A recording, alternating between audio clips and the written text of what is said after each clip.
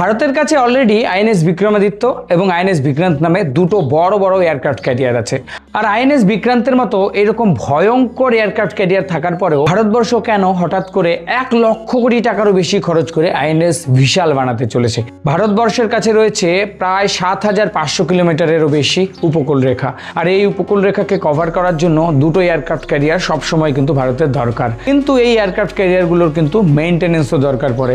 আর এই মেইনটেনেন্স এবং রিজার্ভের জন্য যদি কোনো একটা এয়ারক্রাফট ক্যারিয়ার এই দিক থেকে কিন্তু সরে যায়, তাহলে ভারতবর্ষের নৌবাহিনীর ক্ষেত্রে কিন্তু একটা বিশাল বড় খামতি থেকে যায়। আর ভারতের অন্যতম প্রতিদ্বন্দ্বী চীন ইতিমধ্যেই কিন্তু ফুজিয়ান নামের একটা থার্ড এয়ারক্রাফট ক্যারিয়ার কিন্তু ডিপ্লয় করে দিয়েছে। আর ফুজিয়ানের মধ্যে রয়েছে ক্যাটোবার এবং ক্যাটাপল্ট নামের উন্নত সব টেকনোলজি। আইএনএস বিক্রান্ত এবং আইএনএস বিক্রমাদিত্য যেখানে স্টোবার প্রযুক্তি ব্যবহার করে থাকে, অর্থাৎ সেখান থেকে কিন্তু ভারী যুদ্ধ বিমান উঠতে পারে না। আর তাই আইএনএস ভিশালে কিন্তু ব্যবহার করা হবে সবচেয়ে মডার্ন ক্যাটোবার প্রযুক্তি। আর যার ফলে কিন্তু ভারতবর্ষ তাদের থার্ড এয়ারক্রাফট ক্যারিয়ার থেকে ভারী সব যুদ্ধ বিমান থেকে শুরু করে দূরপাল্লার নজরদারি বিমান, ইউক্যাভের মতো হেভি এয়ারক্রাফট এবং মাল্টিপল ড্রোনের কিন্তু ফ্লিটও অ্যাক্সেস করতে পারবে।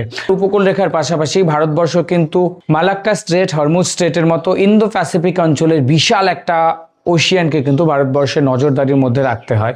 আর সেজন্য আইএনএস ভিশালের অন্তর্ভুক্তি কিন্তু খুব অবশ্যম্ভাবী। আইএনএস বিক্রান্ত এবং আইএনএস বিক্রমাদিত্য যেখানে ভারতবর্ষের নৌবাহিনীকে শক্তিশালী করেছে, সেই জায়গায় কিন্তু ভবিষ্যতের কথা চিন্তা যদি করা হয়, তাহলে আইএনএস ভিশাল আগামী 35 থেকে 40 বছর পর্যন্ত ভারতের নেভিকে সুপার পাওয়ারের পর্যায়ে কিন্তু উন্নীত করতে পারবে।